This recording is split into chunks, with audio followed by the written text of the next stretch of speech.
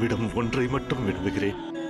என்னுடைய திறனுக்கான அங்கீகாரம், என்னுள் உறைந்த வீரத்திற்கான கௌரவம் என்றும் கிட்டாதா? கர்ணா, நீ உன் கரத்தில் வில்லேந்தாத வேளையில் கிட்டியது நல்லதொரு சந்தர்ப்பம் என்று உன்னை வதைக்க முற்படுகின்றோமே கர்ணா.